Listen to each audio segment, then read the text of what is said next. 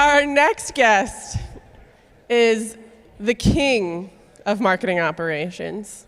So I have brought someone from regal high society to properly introduce such a monarch. This is Lady Effington. Thank you. Good job. Everyone needed a dry run on the clapping too, so that was good. Lady Effington, we're so pleased to have you here today. You have a lounge that people can visit, is that right? Oh, an incredible lounge. You must come and spill all your tea with me. I love a scandal. Yes, and you may see your corporate gossip and confessions posted in Lady Effington's society papers each morning of the conference. But on to more important matters. We are here to introduce our king. Lady Effington, take it away. Yes, dearest gentle audience, you have never heard this before. Prepare yourselves and join me in welcoming the co-founder and former CMO of Marketo, here to reveal why the old lead generation playbook is crumbling and how marketing operations shall lead the next great era of growth, powered, of course, by a touch of AI magic.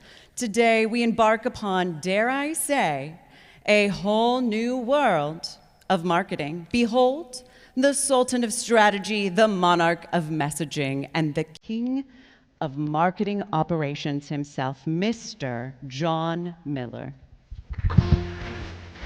Don't you dare close it. Well, that might be the best intro I've ever had. Thank you, Lady Effington. So let's take a quick trip back in time. Picture it's 2006. Netflix still mailed DVDs, and the iPhone was a year away. Our mobile phones had little small screens and physical buttons. 2006 was actually closer to Elvis Presley's death and the Carter administration than it is to today. But that's the year we started Marketo. And that's the year that the modern marketing playbook that many of us know and love was being crafted. By playbook, I mean content to capture leads, forms, MQLs, scoring, handoffs, everything very highly measurable. But now fast forward to today, 2025. Those old phones look ancient. We stream our videos, and yet we're still using the same technology and the same playbooks that we created way back then. So today I'm here to talk about why it's time to retire the old playbook and perhaps embrace a new era of marketing technology. So a little bit more about me first before we get into it. Besides being a marketing entrepreneur, I am also a dad. These are my two kids. The fun fact is 2006 is also the year my son was born. So it's been really easy to keep track of how old Marketo is. Another fun fact is, this photo was taken last year on vacation. I probably tried to get about 100 photos of the two kids together, because I print one every year on a mug for Mother's Day. And could not get a single good shot where they were both, two teenagers both smiling. The only photo I got the entire trip where they both are smiling is the candid I took when they were taking their own selfie. So tip for parents. But as a dad, it means that I have to like dad jokes. And so I'm going to intersperse some dad jokes throughout today's presentation. So for example, when does a dad joke become a dad joke? When it becomes apparent. Apparently the builds on the slides got lost, so you'll see the punchlines as I present them, but we'll live. OK, let's get into the meat of this presentation. So, with all the amazing technology that we have out there, you would think creating pipeline would be easy.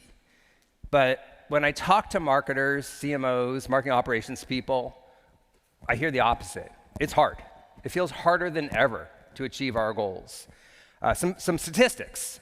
Since 2001, the cost to generate $1 of ARR has gone up 70%. Meanwhile, budgets are down 11%, from 11% pre-pandemic to 7.7% today. And at the same time, budgets are going down. Google says that the average cost per click has gone up 31%. So we are being asked to literally generate more when everything is more expensive.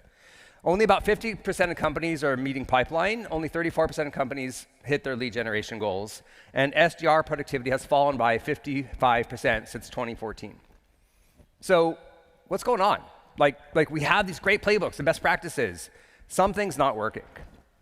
And so I think there's a couple key things I want to talk about why. The first one is the traditional playbook, I think, treated marketing like a gumball machine. We taught other executives to think that the way you generated leads was budget in, leads would come out. I mean, you actually got them addicted to what I call a sugar rush of MQLs.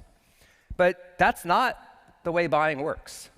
Think about any purchase you've been involved with or that your company sells. You have 6 to 16 members of a buying committee. Each have their own competing priorities. They're researching actively and passively over 9.5+ months. They're looking at your content, but more importantly, publicly available content, dark content. They're talking to their peers, and so on, right? It is messy. It is complicated. It is not a simple linear machine. It is actually a complex, nonlinear system, which I studied back in college when I studied physics. This is where chaos theory comes in, and it's more like the stock market or predicting the weather. And so trying to, think of marketing as like a simple machine, completely falls apart when this happens. MQLs become obviously a terrible way to measure when there's like all this complexity going on. Attribution, to try to say, well, this deal came out because of that thing, is like trying to say, if you've studied chaos theory, that that hurricane in Japan was caused by that butterfly flapping wings in Brazil. It just doesn't work. The second problem with the traditional playbook, I call the tragedy of the commons. This is where marketers, all of us, SDRs, we will use any tactic that works, and then until the point that it becomes oversaturated and no longer works. We saw this with content marketing. We saw this with email. SDRs with outbound sequences. You name it. We will use and abuse any tactic until it becomes impossible. And buyers have gotten really smart about this. Right? They have learned that if they fill out that form on our website, they will start getting unwanted emails and phone calls. So they are now anonymous. They are avoiding forms. They're researching elsewhere. The whole idea of lead scoring that Marketo and other tools were built on crumbles when people are no longer filling out forms and becoming known on our website. And this whole tragedy of the commons is only going to get worse in the age of AI, where it becomes essentially free to produce as much content as you want, even content that seems personalized. And I think one of the worst things that could possibly be happening these days is kind of the AI SDR, right? That just can pump out even more AI slop that is unfortunately harder to tell it's spam because it looks personalized. The third, dad joke break. This one might have a build. Yay. Okay. Before I move on. So I like this one. So it turns out audiences laugh at my dad jokes when I present in person like this, but never when I do it online. Anybody know why? It's because it turns out I'm not remotely funny. Sorry for everybody on the stream. I can't tell if you're laughing. Okay, so the third problem with the traditional playbook is that it radically underinvested in brand. We over-rotated into highly measurable tactics like demand generation. And what that meant is, if you buy the 95-5 rule, that only 5% of your buyers are looking to buy at any point in time, it means we're all fighting over that 5% and ignoring the 95. And it turns out that has real costs and real problems. Sixth Sense has done some great research on this, for example, and they find that, as we all know, 70% of the buying cycle happens anonymously, sure, but by the time then they actually decide to reach out and say, hey, I want to talk to you, sales, see a demo, learn more about your product, they 81% of the time they already have a preferred vendor, and more than 90% of the time they end up buying from the vendors on the short list. Right? This means that if we are not marketing to these anonymous buyers before they reach out to us, if we're not engaging with them, we've already lost by the time they become known. So we have to invest in brand. And by investing in brand, by the way, I don't mean your colors and your logo. I don't even mean fancy ads, display ads, or billboards, right? What I mean is defining how people feel about you when you are not in the room. What would two people say to each other about your company? It's the core positioning. Think of like BMW is performance, but Volvo is safety. This is not a logical process. We are trying to appeal to the reptilian brain. We are trying to connect to emotions. And I think there's really three key things that your brand needs to be doing for you.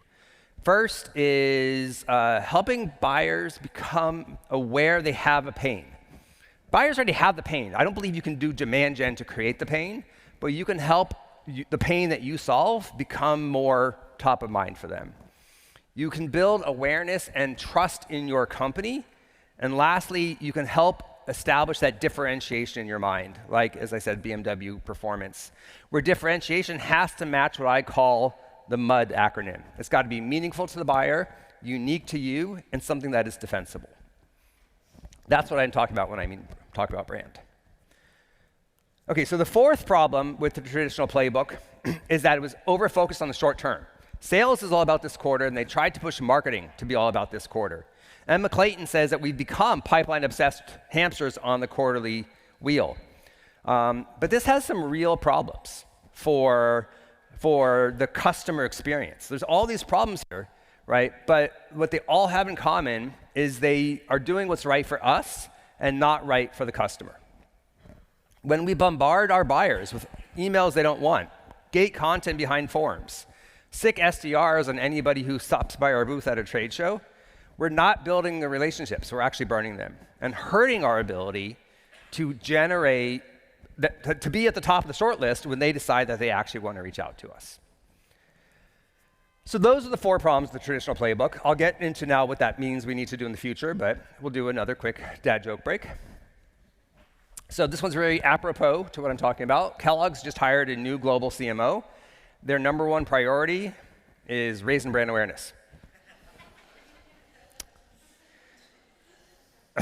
One of my favorite things about the dad jokes in person is when the laugh kind of trickles around as people think about it. Okay, so we need a new playbook, and we need a new playbook that works for the age of AI. Right? So remember, what are we trying to do here?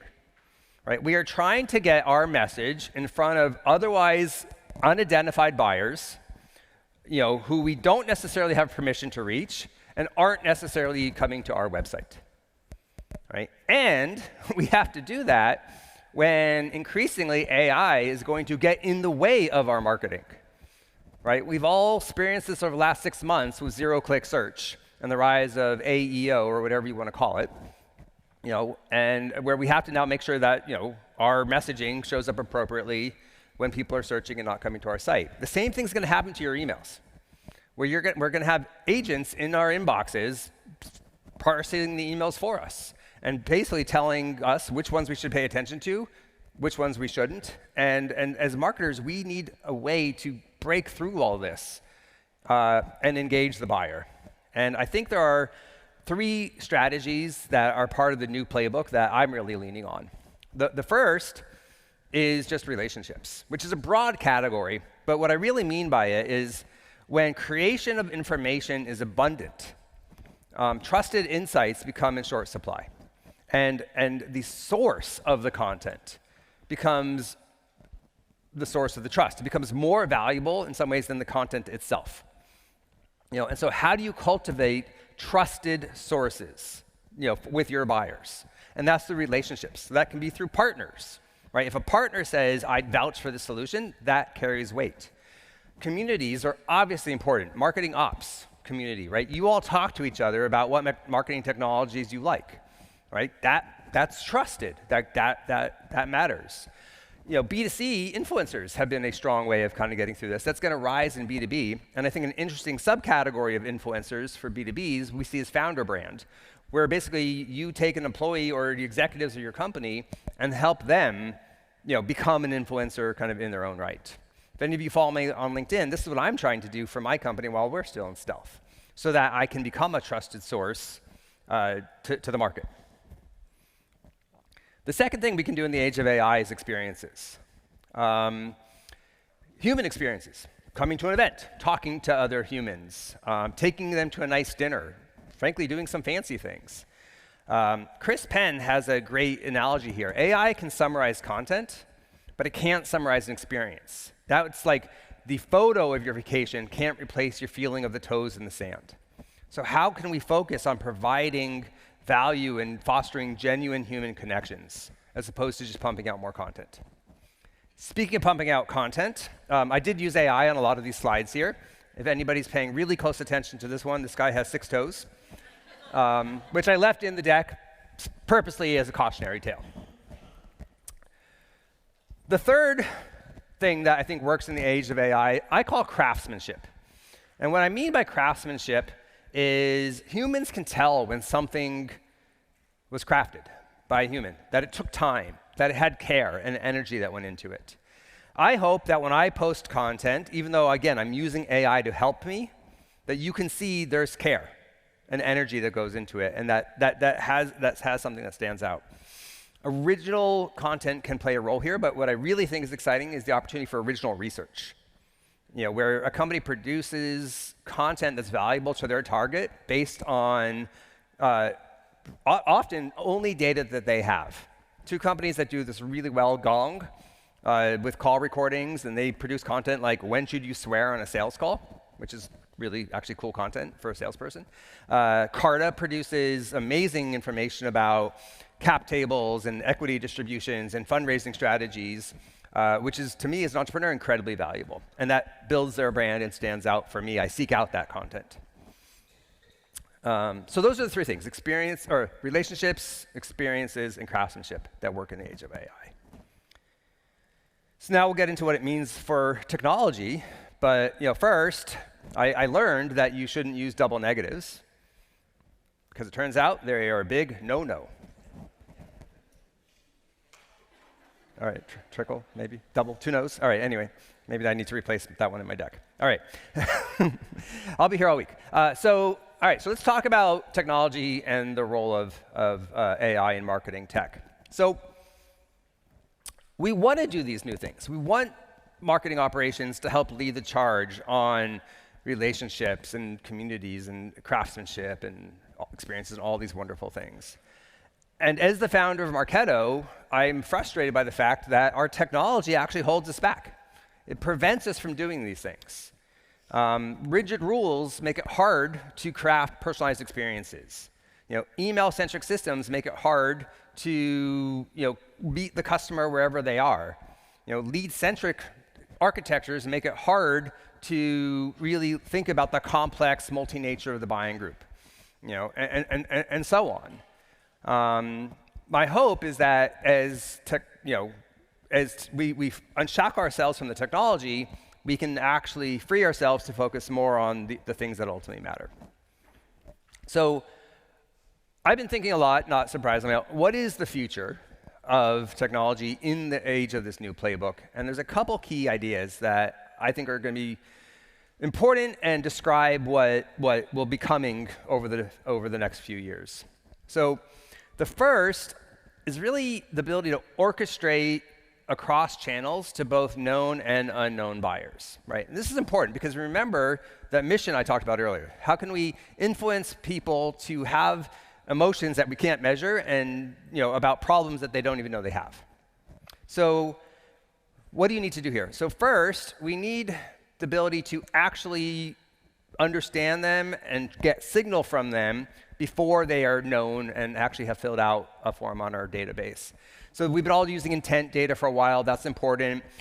That's going to continue to be, I think, important. But other kinds of signals, right? Tracking if there's new stakeholders, competitive research, buying committee, who are the membership of the buying committee. For your existing customers, being able to see other kinds of expansion signals, right? So as MOPS people, we know how important it is to get the data foundation right, so that way we can track this. Again, thinking about both known and unknown.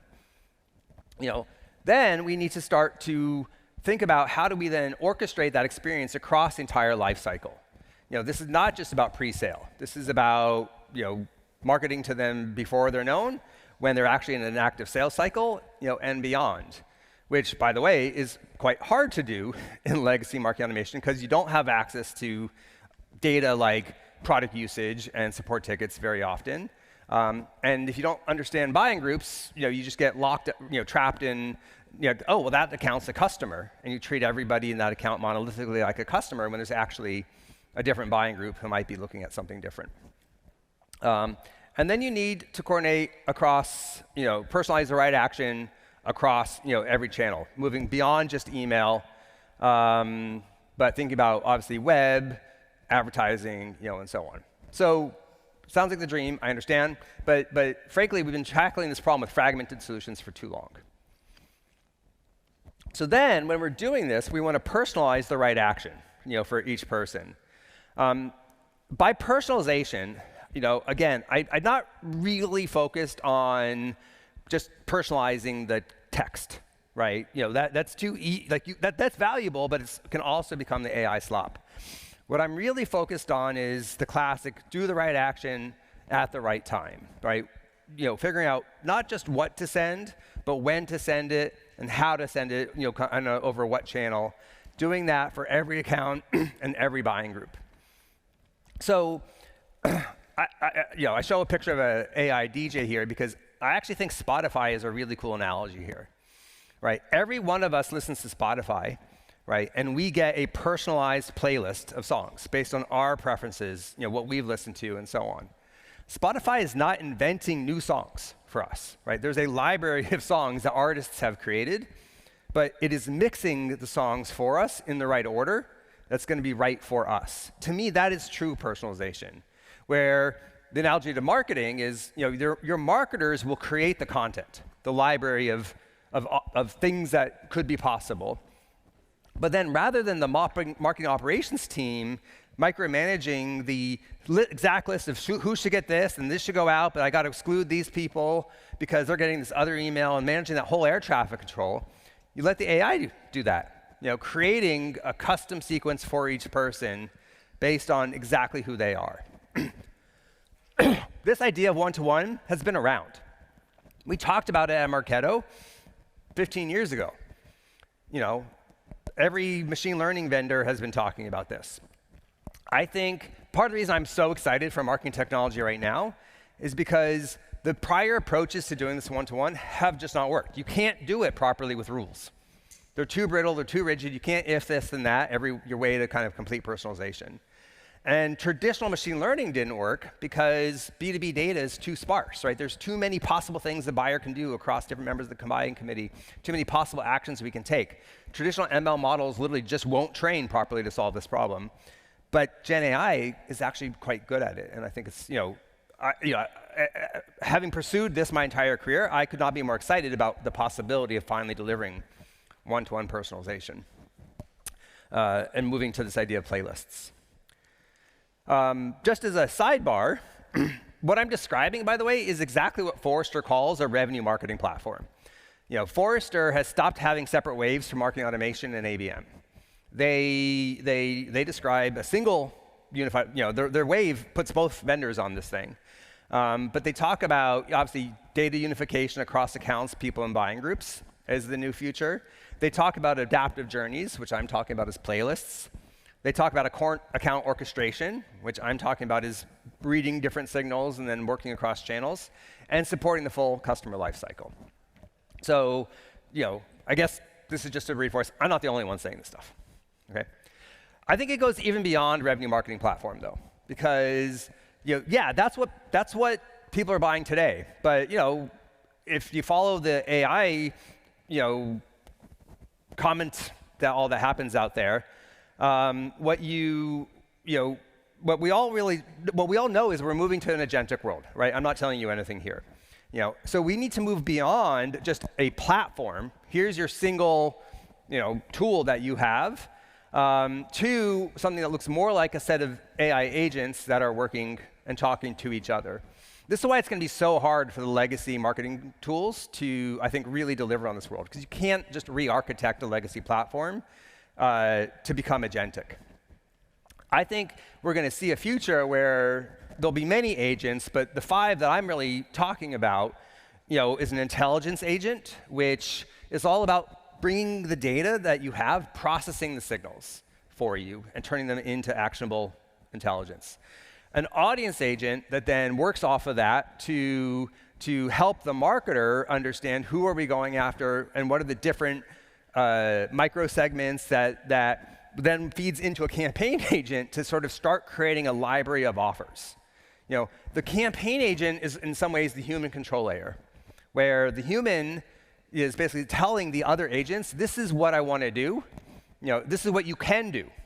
Very tactical example. You can't, I'm doing this dinner, for VIPs. You can't invite people with below a director or below a VP title. That's the kind of thing that the campaign agent would be managing. Obviously, a personalization or a content agent is part of the whole thing. And then lastly, the optimization agent, which is, I think, really at the core of everything, which is computing those playlists of the right action at the right time. You might buy some of these agents all from one vendor. You might buy different agents from different vendors. And it's going to be upon the vendors to make sure that all these agents know how to talk to each other. That's what I think the future is going to look like. And I think it's so exciting because of exactly what I said just a couple of minutes ago.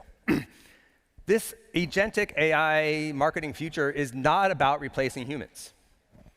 It's about using, basically it's using AI to free marketing operations from the tactical, the mundane, the repetitive, right? Marketing operations people, frankly, should not be having to build campaigns in Marketo or the marketing automation system of your choice, right? That only exists because the tools are too complicated that and because they're too hard to use. When AI can free marketers, MOPs, from doing that tactical, it lets us all focus on what we're uniquely good at, like strategy, understanding the market, creative direction, and so on. As I like to say, if we move to this world where AI can handle the ING in marketing, then we can all focus more on the market itself. All right, we are in the home stretch here.